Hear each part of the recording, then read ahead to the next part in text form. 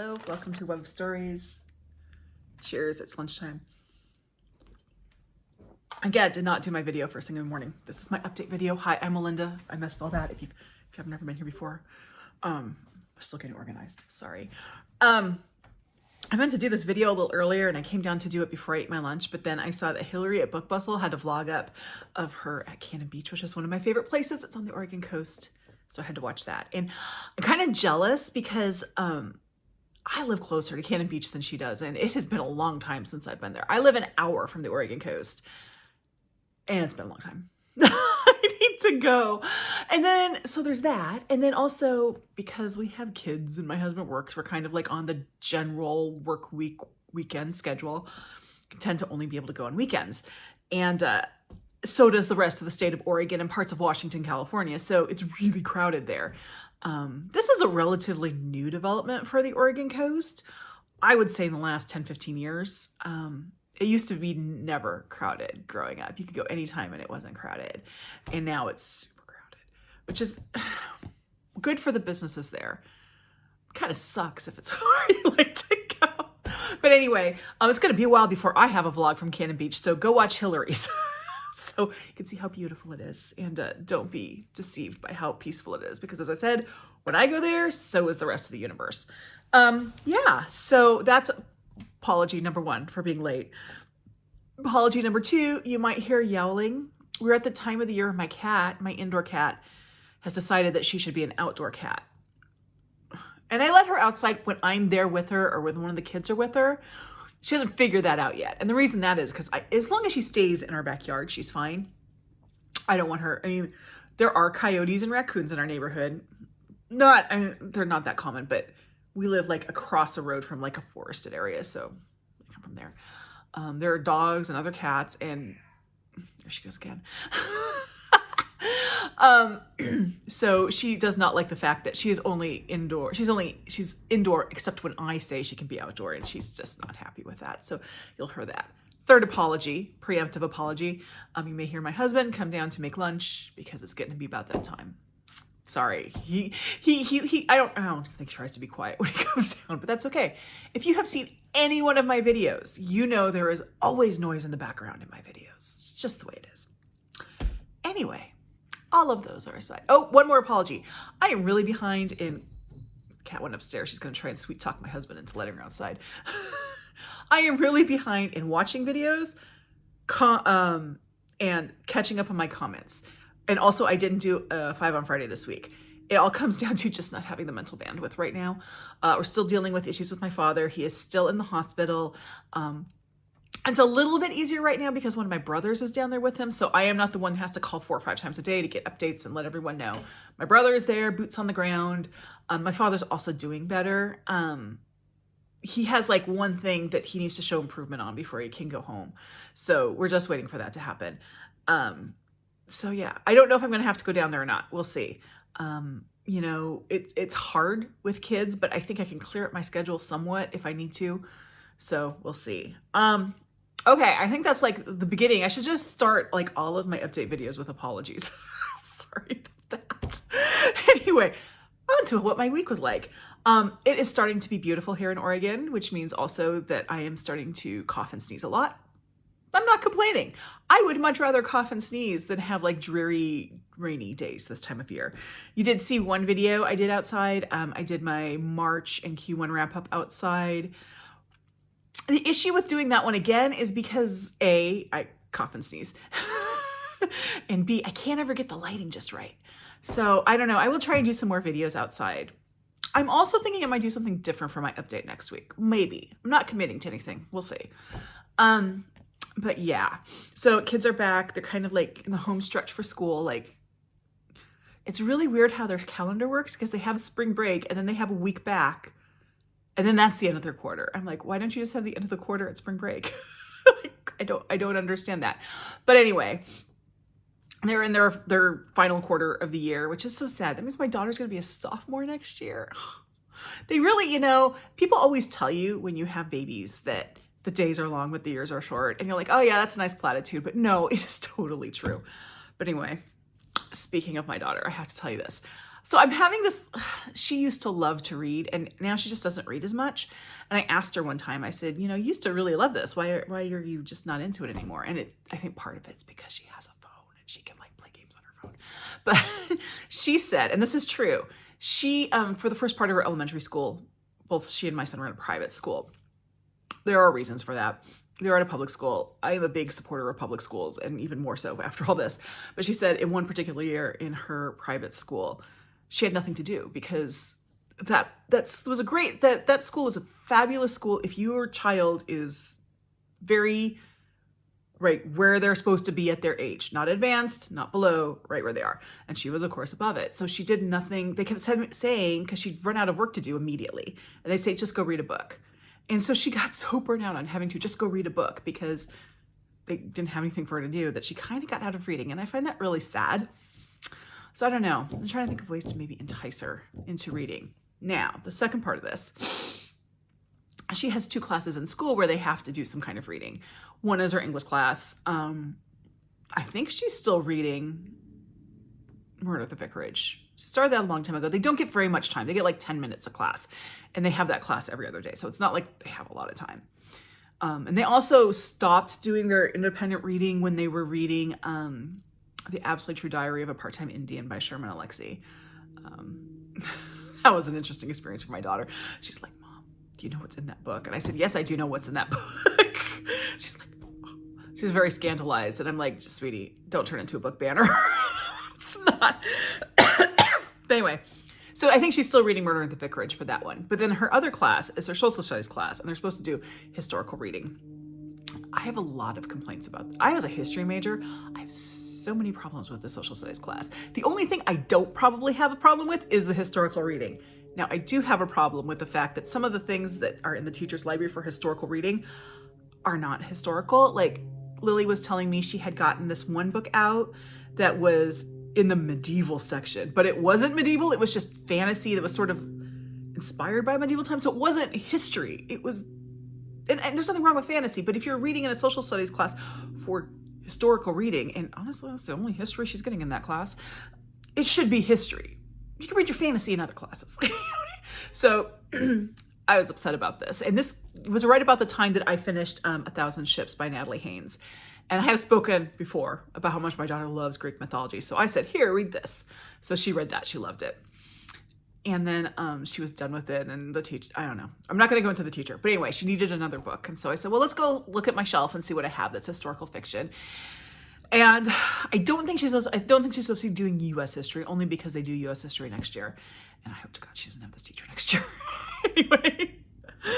Anyway, so I pulled out some like World War II stuff, and she's like, no, I want to read this one. And she pulled out The Dark Queens by Shelley Puhak, which is nonfiction. So I'm a little like, I was like, go right ahead, read it. That's kind of how I am. Just read it. We'll see how she does with it, because it is nonfiction. We'll see how she does. I'm interested to hear, but she was very excited to read it. So that's good. Anyway, that's what's going on. Let's see. Let's get to the reading. I'm starting to jammer, and I had a really great reading week, and I thought I was completely prepared, and I am not. So let me get to the right screen here. That's not the right screen. Okay. I had a great reading week. I finished 4 books. The first one was, I finished this one like right after I filmed my update last week, but it's Ducks 2 Years in the Oil Sands by Kate Beaton. Sorry, that's shiny. It's a library book, so it's super shiny. This is a graphic novel it's a memoir. It's not a graphic novel. It's a graphic memoir. Kate Beaton, she finished school in Canada. She's from Cape Breton, Canada. And I probably should know more about this, but I know it's in like Nova Scotia. But it's apparently, according to this book, a kind of depressed area. There's not a lot of opportunities for college graduates. And she has a lot of college debt, which I think Americans can kind of relate to that too. A lot of Americans can. And she can't find a job. And like her degree was in something like museum studies or something. Like she did talk about wanting to work in a museum. Does it say here? Anyway, but it doesn't pay very much. So she decides to go work in the what they call the oil sands, the oil rush, the oil sands, which are in like northern Alberta, so north. And And she's going to do this as long as she needs to pay off her student loans. I actually know a lot, they may not have done this, but I know a lot of people who have done things like this, where they just go and they get one of those jobs that just pays a lot, not in their field, to pay off their loans. I have a friend who, she did it during the summers, and I don't know if she took a year off from college to do it. I don't know, but it wasn't after college. It was during college. But she went up and she worked in the fish canneries in Alaska, and she was able to pay cash for her college education. So, you know, these are hard jobs, but they pay well. And but she does that. So this is her experience up in the oil sands. It's really interesting. It's a little predictable, that not that that's a bad thing, because you kind of know what she's going to face. She's going to face a lot of sexism. She's going to face some violence. She's going to face a lot of stuff. And that's there. One observation that I really appreciated in this is she talked about how people are just different in this area. People behave very differently when they're in this environment than when they're where they came from, with their families, whatever. It was really good. I did enjoy it. This was supposed to be it was for my library book club, but I mentioned this last week. I had saved it thinking, oh, I'll have time to read it when I get back from a spring break, because my library book club was last weekend, 2 weekends ago. It was the first weekend in April, the first Saturday in April. And then spring break went and I got back late, and I was like, okay, I can push myself through this to make it in time and make it to book club, or I can just skip book club this week and enjoy this book. And I chose the latter.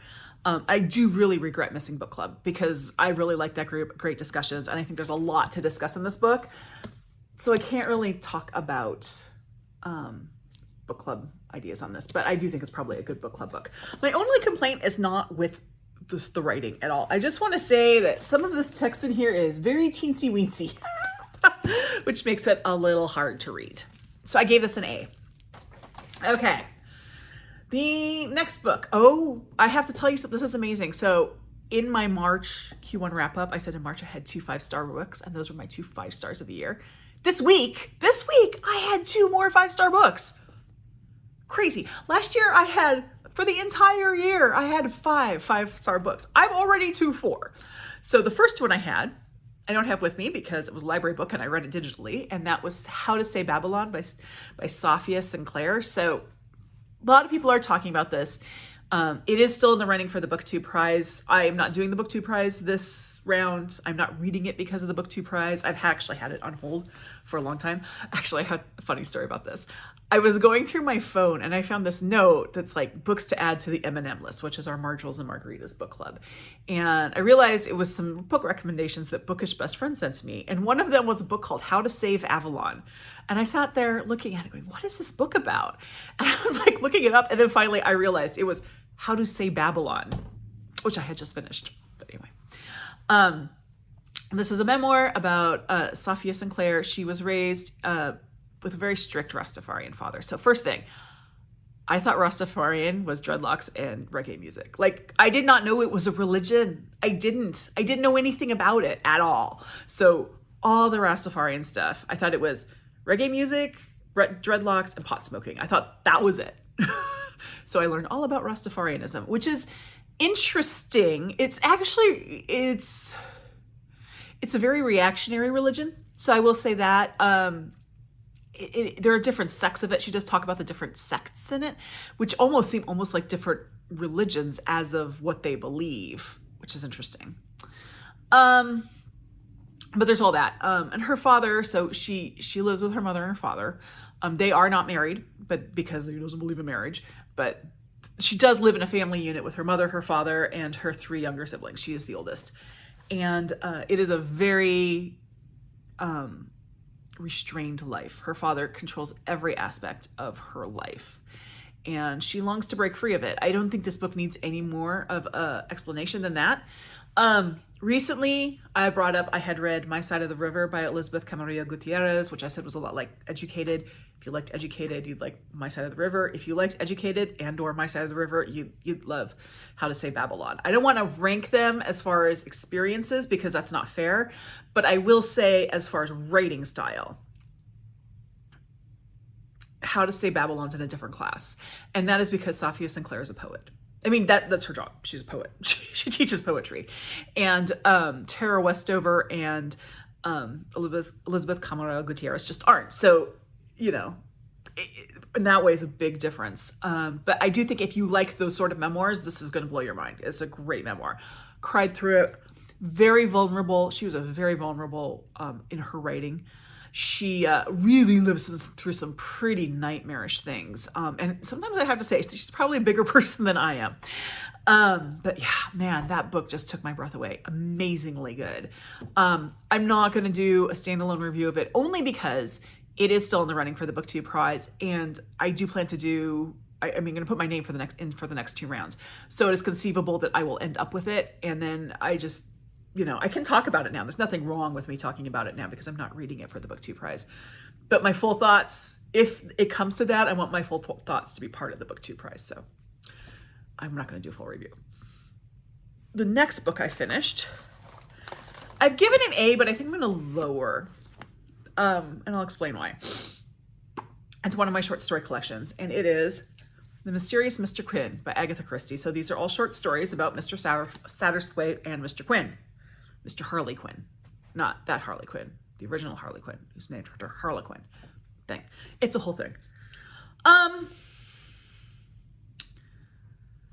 They're not bad.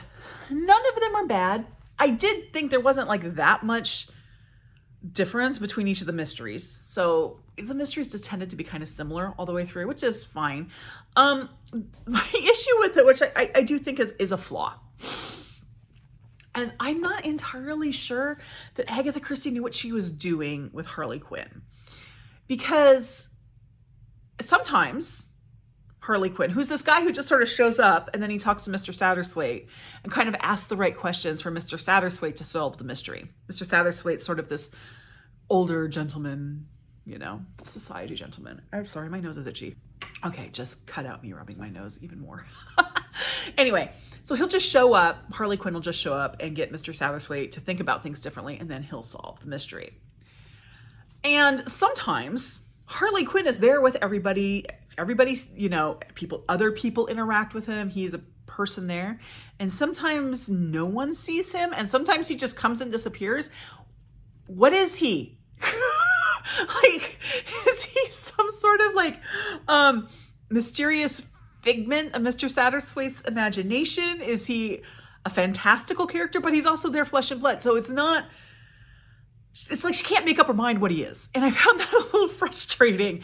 So I think I'm gonna actually lower this one to a B, just because of that, because I think Agatha Christie really should have more foresight than that.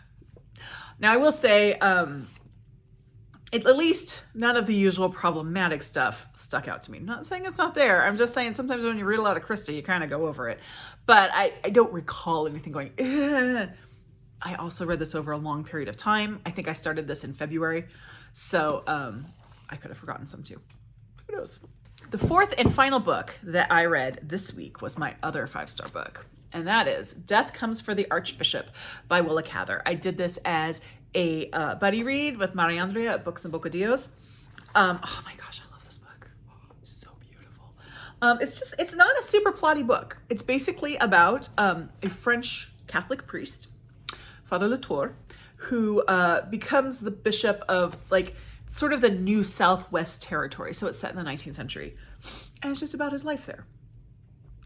He is clearly the main character. There is another priest who plays a pretty big part called Father Valiant, sometimes called Father Joseph, who's a priest who came over with him, who has much more of a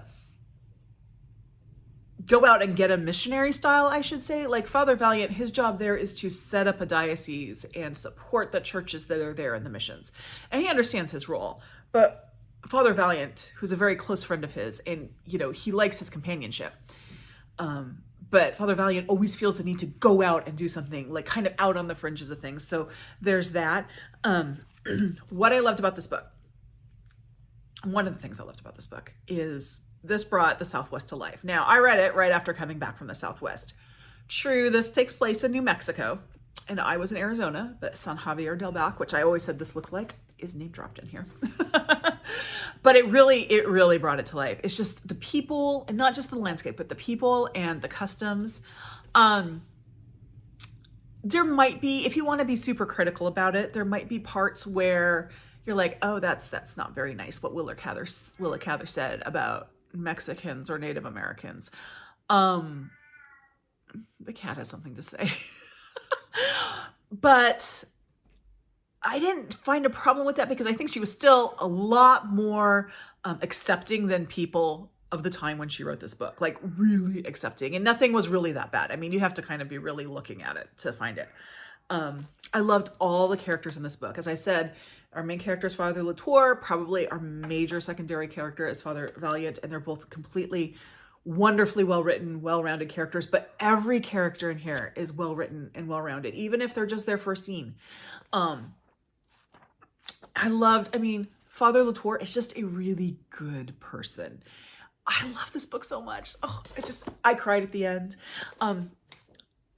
Okay, not a spoiler because, dude, the book is called Death Comes for the Archbishop. So Death Comes for the Archbishop. And it's not horrible. It's very peaceful and accepting and fulfilling, and I still cried. So loved this book. Yeah, I have only read Willa Cather once before. I read My Antoinette in school, so a long time ago. So I think I'm going to be looking up some more Willa Cather. That was good. I did want to revisit a book that I talked about last week, which was As Long as the Lemon Trees Grow by, oh, I have to look her name up again. I'm sorry. Zoulfa Katouh. Only because after I did that video, we had our book club meeting on it. So I just wanted to let you know kind of how that went down. Everybody who read the book, so there were 4 of us there, and 3 of us had previously read What Strange Paradise by Omar Akkad. The 4th person was traveling and wasn't there for that meeting. We all kind of felt the same thing. Like those 2 books, it may have affected our enjoyment in a positive way, maybe in a neutral way, neutral or positive way, not negative way, of having read that book first and then reading this one, because there are a lot of similarities between those 2 books. But we all agreed it was a pretty good pairing. You know, we all also felt that this is the Syrian revolution, but we also, you know, we all had Gaza front of mind. So that was very impactful. It was a pretty much a hit. I think our rating was 4.25 as a group, which might be our highest. I'm not sure. I'll have to go check. But yeah, that was a really, because I rated it A+, which is 4.5 personally. And then when we do our ratings, we do whole numbers. So I rounded up to 5. I'm the person who got it to a 4.25 instead of just a 4. But yeah, so it was definitely, I'm going to like give it an endorsement from my book club. So let's talk about what I am currently reading.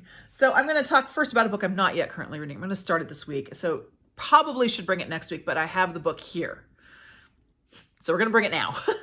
And that is my replacement in my little short story, because I have 3 short story collections rotating at all times.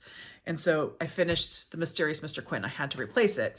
My plan was to replace it with another Agatha Christie, but I kind of felt like I needed a little break from Agatha Christie's short stories, mostly because these short stories all felt so similar to each other, and I needed just something different. So I went to my pile of short story collections in my room and pulled off Walk the Blue Fields by Claire Keegan. Now, I am not reading everyone in here because there is one story I have previously read. I think it's The Long and Painful Death is the one that I have previously. Nope, I read that one. Maybe I am reading them all. I don't know. Might be reading them all. I have a couple.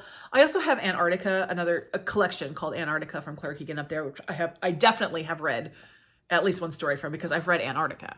But yeah, I'm going to be reading this one next. I'm putting it in. I'm probably not going to start it for a couple days, but as I said, the book was here. Let's not make things overly difficult. Let's just talk about it while it's here. So there. So what I am currently reading. I am still reading. I'm almost done with I Am by Maggie O'Farrell. 17 Brushes with Death. This is the group read for people April. Now, I'm enjoying it, but remember when we were talking about things that irritate you, and one of my things was like a novella in the middle of a short story collection? That's not really the case here, but these stories tend to be about 10-ish pages each. Not long. Some are a little shorter, some are a little longer, but they're really like just the perfect amount to read 1 or 2 at night, right? So I read one. The one I read last night was Lungs. So, and it was pretty short. And I was like, I'm still kind of awake. I want to read something more. So I looked up Cerebellum and I kind of thumbed through to see how long it is. It's 40 pages. Come on. Come on. I know this is something that only I stress about, but there you go. It's not a complaint against the book. It's just irritation on my part. But other than that, really enjoying this book. I love Maggie O'Farrell's writing. I am kind of perplexed why this woman's still alive because some of these are pretty close brushes with death. So yeah, but yeah, it's definitely, I'm definitely enjoying it and I'm glad we're reading it. So it's been sitting on my shelf. So, you know, it was the push to get me to read it. Maggie O'Farrell is definitely an amazing author. One of my book clubs my library book club is going to be doing The Marriage Portrait later this year, which has been sitting on my Kobo since the day it was released, and I haven't read it yet, so I will definitely be reading it. Just wanted to throw that in there. So the next book I'm reading is for Historathon. It's might be the only Q2 book I read, but I remembered I have another one that I might throw in if I have time, which I might, because I'm going through this one pretty quickly. And it's Queens of the Conquest, England's Medieval Queens, book 1. I haven't been able to find book 2, so I don't know what's up with that. Maybe it hasn't come out. But we're talking about, let me tell you who we're talking about back here. Matilda of Flanders, who was the wife of William the Conqueror. Just finished the section on her. And then Matilda of Scotland, revered as the common mother of all England. Adeliza of Louvain, the young beauty whom the aging Henry I married to get an heir. Oh, that's nice. Matilda, there's a lot of Matildas at this point. Matilda of Boulogne, who fought a war on behalf of her husband, King Stephen, against the book's 5th queen, Empress Maud. Maud is very important if you've ever studied English history. I didn't know Alison Weir wrote nonfiction. I don't know why I thought she was just a novelist. I mean, she does have novels, but she has written a fair amount of nonfiction. She knows what she's writing about. These are well researched. They're very readable. If I could ever find book 2, I would read it. When was this book released? I didn't even look. Maybe it just hasn't been released yet. 2017. There should be a book 2 out there. Maybe I'm just an idiot and can't find it. But anyway, I found this book. I was actually looking for a book on Emma of Normandy because she's a pretty interesting character. And I don't know why, I came across this one and I said, you know, I'm going to give this one a try, but I am really enjoying it. Reading it slowly, which is fine, but I am reading it, being really faithful about reading it. So I should finish it in time to maybe read another one. And I have a book that I think will work. One that my sister-in-law gave me, which is about like women Vikings, which, hey, that's cool. Anyway, enjoying this one. And then another one I'm not reading yet, but will be reading probably as soon as I finish this video, is my next Agatha Christie, which is Appointment with Death. Appointment with Death, not death. Death. This is a Poirot. He is in Petra, and it's one of those like out in the Middle East sort of things, which really makes me feel like it's a step away from becoming a Kenneth Branagh movie.